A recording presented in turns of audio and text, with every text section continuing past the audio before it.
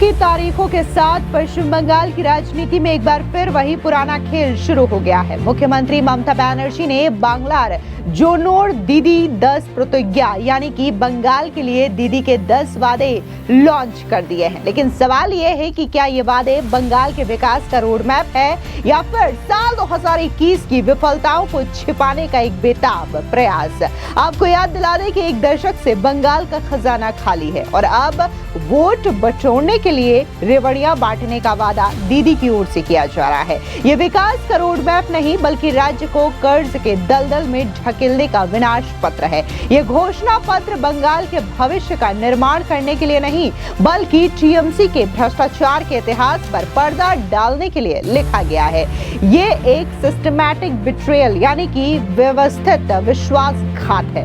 बंगाल अब दीदी के इन झूठे चुनावी हथकंडों में फंसने वाला नहीं है। आज हम इस दिखावटी नाटक का विश्लेषण करेंगे।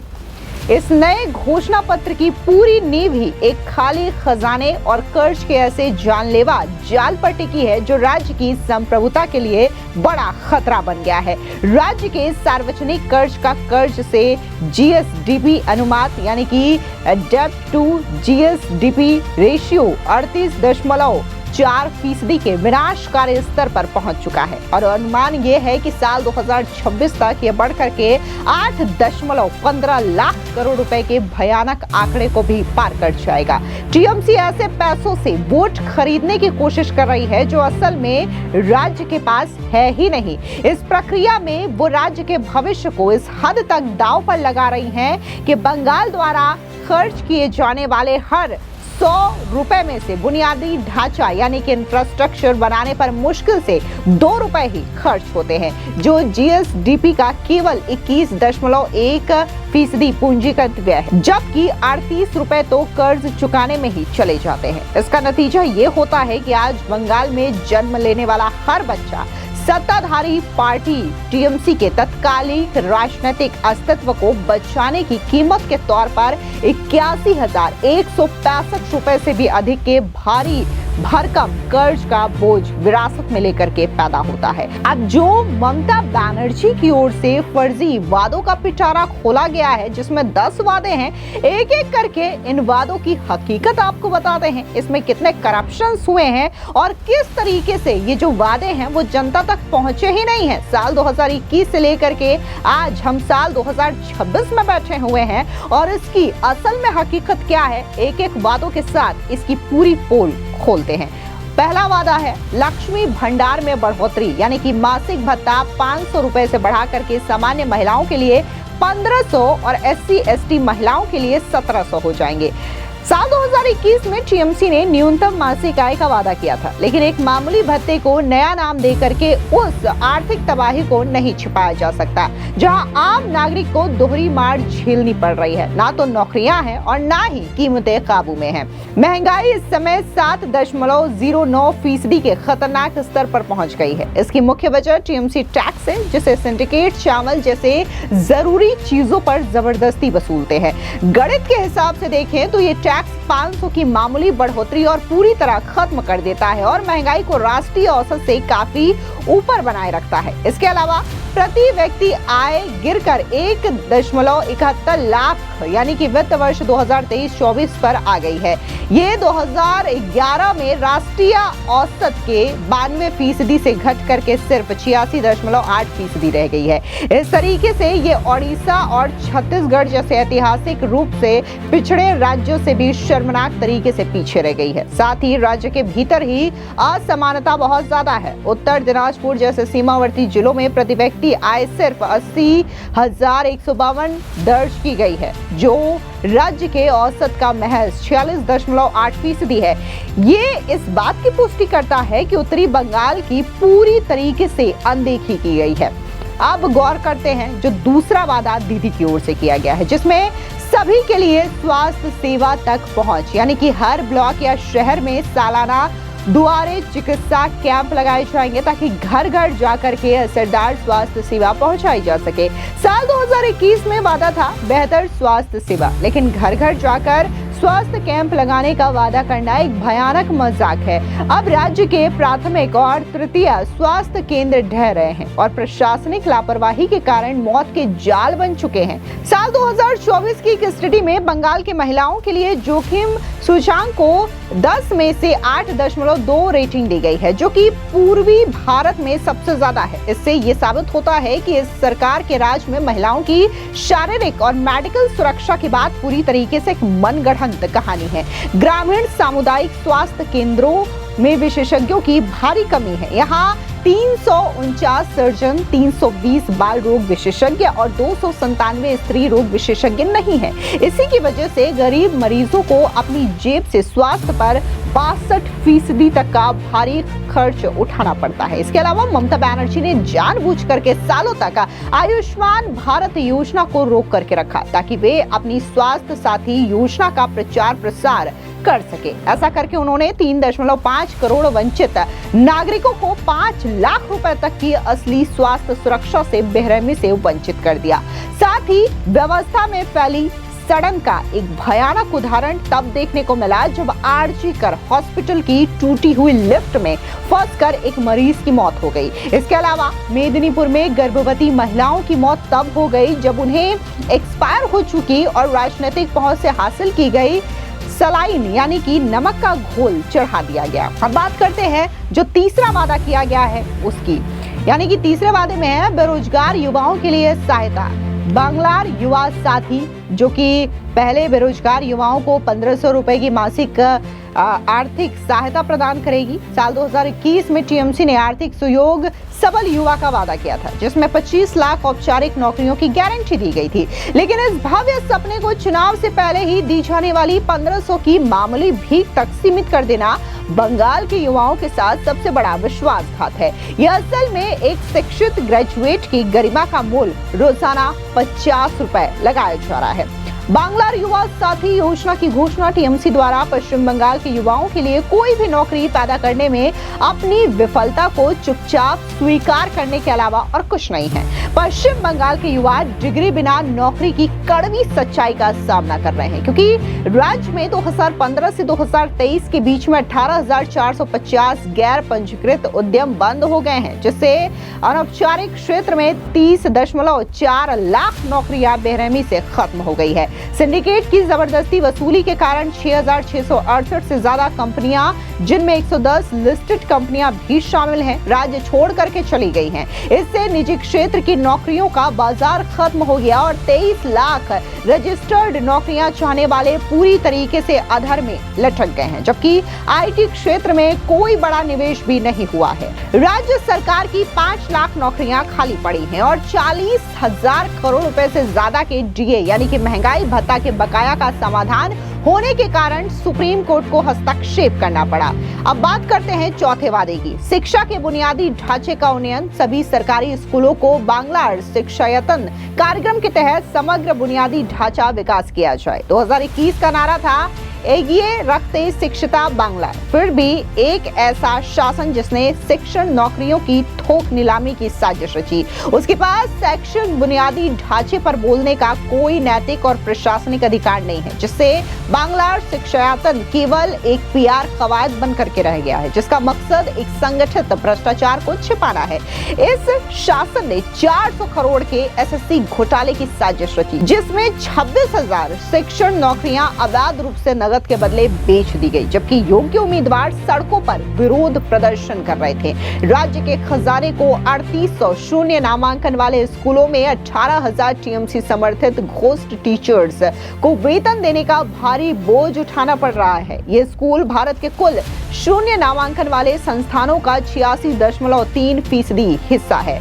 बंगाल अंतर्राष्ट्रीय छात्रों के लिए शीर्ष 10 पसंदीदा जगहों की लिस्ट से पूरी तरीके से बाहर है। आर्थिक सर्वेक्षण 2026 में राज्य के सार्वजनिक विश्वविद्यालयों में शासन सुधारों, गुणवत्ता पहलों या उद्योग के साथ जुड़ाव की एक पूरी कमी का जिक्र कर गया है। इसके अलावा बंगाल के स्कूलों में इंटरनेट कनेक्टिविटी की स्थिति बेहद खराब है, जो राष्ट्रीय औसत 63.5% की तुलना में केवल 16% है और 2023 में अब तक 8,207 सरकारी स्कूल अस्थायी रूप से बंद हो चुके हैं, जिसके चलते 9 लाख से ज्यादा छात्रों को निजी संस्थानों की ओर रुख करना पड़ा है। अब बात करते हैं 5वें वादे की, यानी कि कृषि बजट में बढ़ोतरी। एक विशाल 30,000 करोड़ का कृषि बजट किसानों के परिवारों और भूमिहीन किसानों को सहायता देगा। साल 2021 में टीएमसी ने बोर्डितो उत्पादोन सुखी कृषकों का वादा किया था, लेकिन एक काल्पनिक बजटीय आवंटन, राज्य प्रायोजित सिंडिकेट्स, शोषण करने वाले बिचौलियों और गरीबों के लिए तय सब्सिडी वाले अनाज की हेराफेरी के कारण पैदा हुए कृषि संकट को दूर नहीं कर सकता। किसानों के प्रति सहानुभूति पाखंडपूर्ण है, खास तौर से ईडी द्वारा उजागर किए गए 10,000 करोड़ के पीडीएस राशन घोटाले को देखते हुए। इस घोटाले में 20% से 40% कम खरीद दिखाई गई है और सब्सिडी वाला अनाज टीएमसी नेताओं द्वारा काला बाजार में बेच दिया गया। इस घोटाले के पीछे का वही टीएमसी सरगना फिर से उम्मीदवार बनाया गया है, मानो मतदाताओं का मजाक उड़ाया जा रहा हो। कुल कृषि गिरावट साफ दिखाई देती है, क्योंकि मशहूर हिल्सा मछली की पकड़ 16,500 एमटी से घटकर सिर्फ 6,800 एमटी रह गई है और आलू की कीमतें 540 प्रति क्विंटल तक गिर गई है, जबकि इसकी खेती की लागत 25,000 प्रति बीघा थी। इस सरकार ने शुरू में 42 लाख किसानों को पीएम किसान के लाभ मिलने से रोक दिया था, जिसका एकमात्र कारण राजनीतिक अहंकार था। इससे उनका असली किसान विरोधी रवैया सामने आ गया। 40% से ज्यादा बटाईदार और भूमिहीन किसान क्रेडिट कार्ड जैसे औपचारिक ऋण नेटवर्क से पूरी तरीके से बाहर है। इससे वे साहूकारों के कर्ज के जाल में फंस जाते हैं, जो कि 60% तक ब्याज वसूलते हैं। अब वही बात करें छठे वादे की, तो व्यापार और उद्योग का विस्तार, यानी कि बंगाल का लक्ष्य विश्व स्तरीय लॉजिस्टिक्स और एक ग्लोबल ट्रेड सेंटर बना करके पूर्वी भारत के लिए व्यापार का प्रवेश द्वार बनाना है। साल 2021 में टीएमसी ने शिल्पो नोगो बांग्ला की गारंटी दी थी, लेकिन बंगाल को एक पूर्वी प्रवेश द्वार के रूप में पेश करना एक बढ़ा चढ़ा करके किया गया दिखावा और उन हजारों इन्वेस्टर्स का सीधा अपमान है जो कि उस राज्य के से भाग गए हैं, जिसका भारत के कुल एमएसएमई निर्यात में योगदान महज 4% है। इज ऑफ डूइंग बिजनेस, यानी कि व्यापार करने में आसानी के मामले में बंगाल 14वें निराशाजनक स्थल पर है और देवचा पचामी कोयला ब्लॉक जैसी बड़ी परियोजनाएं टीएमसी द्वारा भूमि अधिग्रहण विवादों को हल करने में विफलता के कारण पूरी तरीके से ठप पड़ी है। हर साल होने वाले बंगाल ग्लोबल बिजनेस समिट्स के भारी प्रचार के बावजूद असल में केवल 1.5 लाख करोड़ के एमओयूज ही जमीन पर उतर पाए हैं। यह आंकड़ा 4.45 लाख करोड़ के उन मनगढ़ंत दावों से बहुत कम है जो किए गए थे। एफडीआई इक्विटी प्रवाह में 30% की भारी गिरावट आई है, जो कि 3,817.2 करोड़ रुपए से गिरकर महज 2,662.5 करोड़ रह गया है। इसके चलते राज्य भारत में नई निवेश घोषणाओं का 3% से भी कम हिस्सा ही हासिल कर पाया है। कठोर प्रोत्साहन योजनाएं रद्द करने का अधिनियम 2025 ने एक तरफा ढंग से 32 वर्षों के औद्योगिक प्रोत्साहनों को रद्द कर दिया है, जिससे राज्य के सरकारी तंत्र पर कॉर्पोरेट जगत का भरोसा हमेशा के लिए खत्म हो गया है। वहीं 7वें वादे की बात करें तो सभी के लिए आवास, यानी कि प्रशासन ये सुनिश्चित करेगा कि राज्य के हर परिवार के पास एक सुरक्षित पक्का घर हो। साल 2021 में वादा था शोबाई पाई माथा जुगाड़ थाई, सभी को मिले सिर छिपाने की जगह, लेकिन यह आवास योजना ऐतिहासिक रूप से टीएमसी कार्यकर्ता के लिए एक स्लज फंड, यानी कि अवैध कमाई का जरिया के रूप में काम करती रही। इसे नए सिरे से पेश करना महज इस बात का संकेत है कि राज्य के सबसे कमजोर तबके के लोगों की संस्थागत लूट का एक नया दौर शुरू होने वाला है। सुंदरबन और अन्य जिलों का दौरा कर रहे जिला मजिस्ट्रेट ने यह खुलासा किया है कि टीएमसी नेताओं ने कथित तौर पर ग्रामीण आवास योजनाओं से 9,400 करोड़ रुपए की लूट की है। पीएम आवास योजना में 17 लाख से ज्यादा फर्जी लाभार्थियों को जबरदस्ती शामिल किया गया ताकि हर घर के लिए मिलने वाले 1.2 लाख की रकम को निकालकर स्थानीय टीएमसी पदाधिकारियों के लिए बहुमंजिला आलीशान मकान बनाए जा सके। साल 2024 के बांग्लार बाड़ी घोटाले में फर्जी निर्माण कार्यों के जरिए सरकारी फंड की हेराफेरी की गई। इसके चलते 28 लाख हकदार परिवारों को आवास से बेरहमी से वंचित कर दिया गया और गरीबों को आज भी प्लास्टिक की चादरों के नीचे सोने पर मजबूर होना पड़ रहा है। 8वें वादे की बात करें तो वृद्धावस्था पेंशन सुरक्षा यानी कि वर्तमान लाभार्थियों के लिए निर्बाध पेंशन सहायता बनाए रखना और सभी पात्र वरिष्ठ नागरिकों तक सुरक्षा जाल का विस्तार करना। साल 2021 की सामान्य कल्याणकारी प्रतिबद्धताओं के आधार पर दिवालियापन के कगार पर खड़े राज्य कोष से निर्बाध और विस्तारित पेंशन का वादा करना गणितीय रूप से असंभव है, जो मुख्य रूप से एक भयावह आर्थिक वास्तविकता और हाशिए पर पड़े समुदायों के प्रति घोर उदासीनता को छिपाने के लिए एक छलावा मात्र है। अनुचित जातियों के विरुद्ध अत्याचारों के लिए केवल 2.7% और अनुसूचित जनजातियों के विरुद्ध 11.9% की भयावह दोष सिद्धि दर से टीएमसी का कमजोर नागरिकों की रक्षा करने का वादा झूठा साबित होता है। राज्य के धन का खुलेआम दुरुपयोग इमामों और मुअज्जिनों को मासिक वजीफा देने में किया जाता है, जबकि हिंदू पुजारियों को एक दशक तक नजरअंदाज किया गया, जिससे तुष्टीकरण की राजनीति से प्रेरित द्वितीय श्रेणी के नागरिक होने की भावना पैदा हुई। राज्य का भारी और बार बार होने वाला राजस्व घाटा अनुपादक व्यय के किसी भी विस्तार को पूरी तरीके से अस्थिर बना देता है। बिना शिकारी बाजार ऋणों में लिप्त हुए जो राज्य को और अधिक गिरवी में डाल देते हैं। जो 9वां वादा किया है तो उसकी बात करें तो पाइप से पीने का पानी यानी कि एक विशेष मिशन ये सुनिश्चित करेगा कि हर घर को पाइप से सुरक्षित पीने का पानी मिले। साल 2021 में वादा किया गया था प्रति घोरे विद्युत सोदोग जोलोब यानी प्रशासन ने लगातार इंफ्रास्ट्रक्चर से जुड़े कामों को ठेकेदारों से रिश्वत लेने का जरिया बनाया, जिससे सुरक्षित पानी का वादा ग्रामीण बंगाल के लिए एक मजाक बनकर के रह गया है। आर्थिक सर्वेक्षण से पता चलता है कि पश्चिम बंगाल का पूंजीगत खर्च जीएसडीपी का सिर्फ 2.1 है और तुलनात्मक राज्यों में से सबसे कम है। ओडिशा भविष्य की संपत्तियां बनाने पर लगभग 3 गुना ज्यादा खर्च करता है और उत्तर प्रदेश 2 गुना से भी ज्यादा खर्च करता है। जल जीवन मिशन के तहत 24,645 करोड़ आवंटित होने के बावजूद राज्य ने सिर्फ 13,027 करोड़ का इस्तेमाल किया, जिसके परिणाम स्वरूप पूरी तरीके से प्रशासनिक गतिरोध के कारण 11,617 करोड़ की भारी कमी रह गई है। 170 करोड़ की जल परियोजनाओं को लागू करने वाली निजी एजेंसियों ने कथित तौर पर असली इंफ्रास्ट्रक्चर बनाने के बजाय 12 से 16 करोड़ सीधे टीएमसी से जुड़े निजी बैंक खातों में डाल दिए। अब बात करते हैं आखिरी और 10वें वादे की। तो प्रशासनिक विस्तार यानी कि राज्य का भौगोलिक पुनर्गठन किया जाएगा ताकि 7 नए जिले बनाए जा सके और शहरी स्थानीय निकायों की संख्या बढ़ाई जा सके। साल 2021 में टीएमसी ने आमतौर पर सुशासन का वादा किया था, लेकिन इस शासन के तहत भौगोलिक पुनर्गठन प्रशासनिक विकेंद्रीकरण का कोई प्रयास नहीं है। ये तो जबरन वसूली के नेटवर्क का व्यवस्थित विस्तार और राजनीतिक नियंत्रण को मजबूत करने के लिए तैयार की गई जनसांख्यिकीय इंजीनियरिंग है।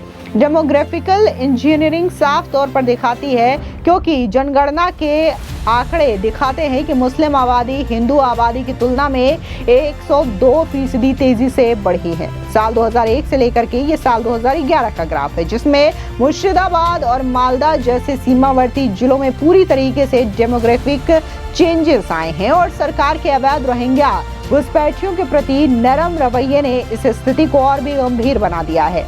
साल 2023 के नगर निगम भर्ती घोटाले में 15 नए निकायों में 1500 अवैध नियुक्तियां सामने आई, जिसमें से हर नियुक्ति 3 से 10 लाख में बेची गई थी। इससे ये साबित होता है कि शहरी स्थानीय निकायों का विस्तार करने से शहरी नगर निगम घोटालों के लिए बस नए रास्ते खुलते हैं। प्रशासनिक विस्तार में जवाबदेही का पूरी तरीके से अभाव। एनसीआरबी के आंकड़े 114 राजनीतिक हत्याओं, जो कि साल 2011 से लेकर के 2020 के आंकड़े हैं, उनकी पुष्टि करते हैं, जो भारत में दूसरी सबसे ज्यादा संख्या है, जबकि साल 2023 के आंकड़े बताते हैं कि भ्रष्टाचार निवारण अधिनियम के तहत केवल 8 मामले दर्ज किए गए हैं और किसी को भी दोषी नहीं ठहराया गया है।